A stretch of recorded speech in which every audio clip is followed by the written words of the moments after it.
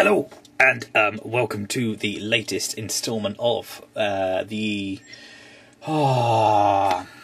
ever-growing amount of, let's hope, all the cool stuff reviews. Now, I am particularly excited about this toy today because not only have I got one particular toy in question, but I've also got a different version of it. Now, firstly, it's no secret that I'm a fan of Autobots. And this particular model that I'm playing with today, I'm particularly excited about because it's got Autobots painted on its wings. It's got Autobots painted on its wings. Look. Reveal the shield, Strafe. Oh, to repaint the mind wipe. It's beautiful. I love it, I love it. But today, I've also got, so if we partition that nicely, I have got the limited edition G2 repaint that is Dreadwing. Yeah. And I just thought it'd be interesting to do a bit of a comparison between the two to see how we get on moving the lights around. So let's have a look at the darker one first. Now, if you turn the darker one underneath, the darker one doesn't look quite such a kibble fest. It is a bit of a horseshoe crab underneath, all on the top it's all sort of panelly bits that join together, and underneath it's all sticky out bits and ribs and spines. I think the darker colour does, let's move up slightly, shall we? I think the darker colours does lend itself to that slightly better than the other one, but still, except for the bright red wings obviously, and we'll cover that shortly, but that's beautiful. Look, G2 symbol on the top. All this Decepticonian writing down the sides. This is the E-Hobby limited repaint. It is beautiful. And then if we have a good look, see, and then if you take the lighter paint colour with the reds, this one looks a bit more of a hodgepodge from underneath. It's somewhat kibble-tastic from underneath. It's all screw holes, and if I hold it like that, the first thing you look at is the screw holes and not the paint scheme, which is slightly disappointing. Some chronic VHS going on there. And then turn it over and all's forgiven, because suddenly we're back in This Is Fantastic land. I just... I've only transformed him the once. I just got straight in and did the video because it's just beautiful. Look at this. Got just a profile of him from the front and the top and the back. It's just beautiful.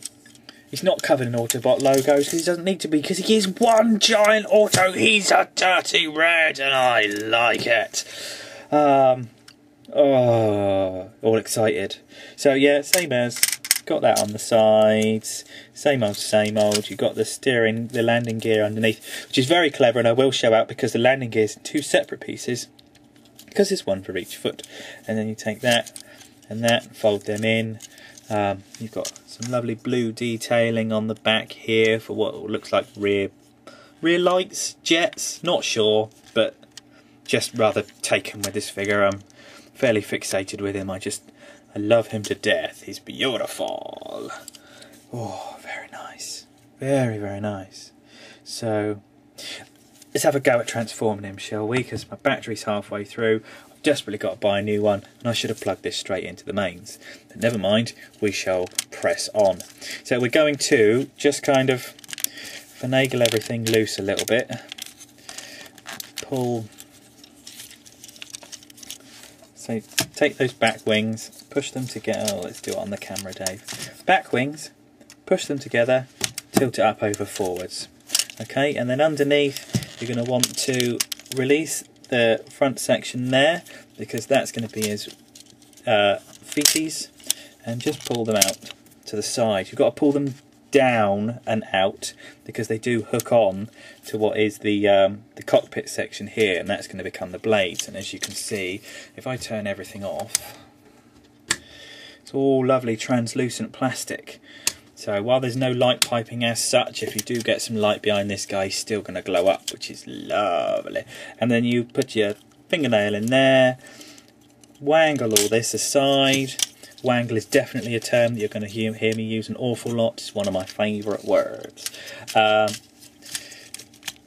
Twist that round. If you take that, put your thumb on that section there and push, it forces all the body section to come round, which means you're more or less set to transform. Head's going to go up. Okay, push that all the way back so the head's up nice and straight. And then let's do the legs first. So we're going to bring the top of the leg down, turn that in, bring the top of the leg, push that the right way round, twist that, push that down, like that.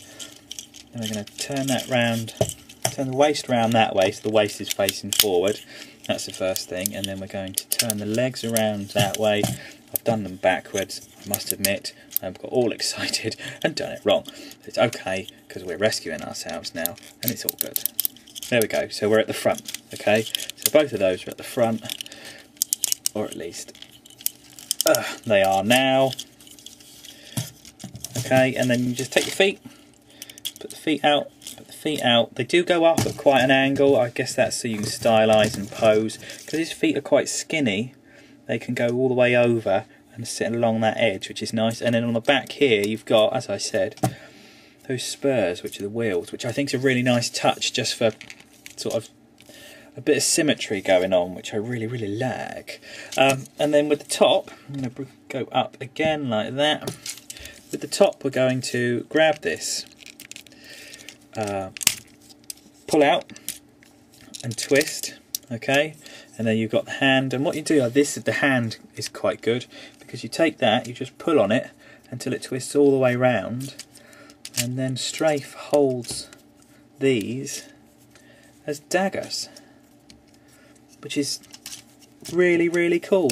His thumbs are on the top, so he does hold them sort of down in a stabbing motion, but that's okay, that's fine. And then what you do is, as you twist these back, you've got the automorph here, so the wing's straight, and as you twist it back, look at the top, look at the top, look at the top. Oh, it folds over on its own. Very, very cool. So let's do the same here. So you grab that, pull all of that down, twist it round, twist the army like that. You take the end of the hand, twist the whole section over like that, which brings his hand out again. And under here is a yellow switch, and all you've got to do is press that, and your daggers are going to spring down, which is very cool. And again, all you do is push the wing back. Let's do it up the other way so you can see that motion work. Push the wing back, and it tips in. Oh, oh, so good, so good. So let's just pose him, and what I might do is go away. I'll transform Dreadwing, and I'll put them next to each other, and we can do a bit of a gentle comparison. Back in a mo. Okay, firstly let's have a look at Dreadwing. Dreadwing, Dreadwing, Dreadwing. Oh yeah, but oh, look at that head mould. Look at that head mould. Angry, it's angry. It's definitely not one to be messed with. You wouldn't let its cup of tea go cold, would you? Well, but again, there's no light piping on these, none, absolutely none. It's got some sort of beautiful translucent plastic on the front, but no light piping, which is possibly somewhat disappointing. Colour-wise, really, really good quality plastic. Tiny little sparkles in the metallic paint, which really make it pop. Beautiful G2 logo sits on the chest there. Look, you can fit the Skystalker guy that came with him. What was his name? Smoke. Hang on, I'm going to go and do research. I shall be but a moment.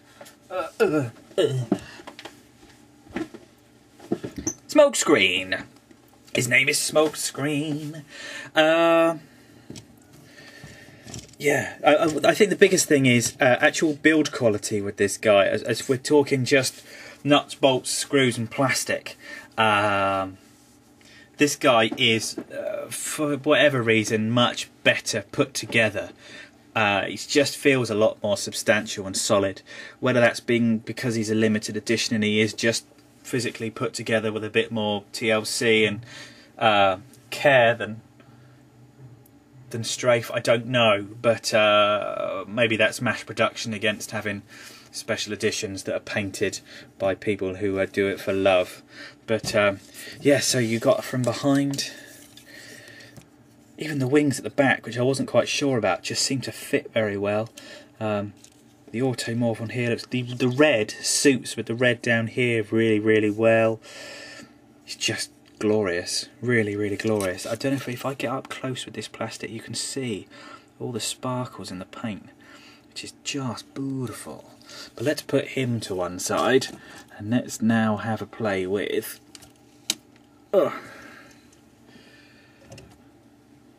Strafe, Strafe, Strafe. Now I've tried to get this, and I can't reveal his shield. It's very... oh, there we go. It's starting to warm up. It has been outside where it is minus 8 million today. So, rub sign. Rub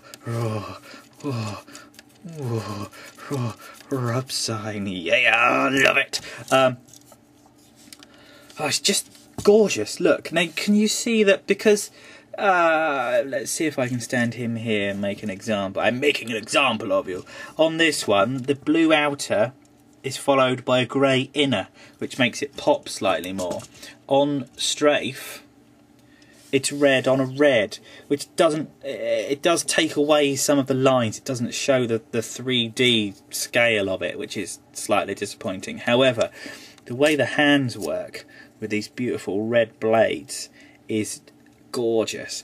And on the face, on the head mould, it's very Halo-ish, isn't it? It's very Halo-esque, but that orange visor just does, it really does tend to just pop a little bit more. If I get up really close, you can see that you've got kind of fakey eyes in there, which is... oh, love this figure. It's got that, which comes down to hold Sunspot, which is again a contentious issue because Sunspot is a Decepticon, and this guy isn't. And Sunspot is supposed to be forgetful and forgets that he's a Decepticon and just keeps thinking that he's an Autobot. Not quite sure. But follow down the body. Very Gundam, isn't it? Very Gundam. The paint scheme's very Gundam. It's all very, very Gundam. The orange on the back of the wings, let's open that out. Doesn't pop quite so much, but does follow in suit a little bit more. And I forgot to show that when the automorph happens, look, you've got those two little tiny blades that stick up, so the wing moves and the little blades go. Just... I'm not quite sure if you've noticed, but I quite like this figure. You can buy this one, most certainly, and you can also probably still buy this young man from All the Cool Stuff. The phone number for All the Cool Stuff is at the beginning of the video, and if you would like to buy one, then please say that Dave sent you. This has been SMS number 1 on behalf of All the Cool Stuff. Going, I've got to get this video ready and put it up tonight. Yeah!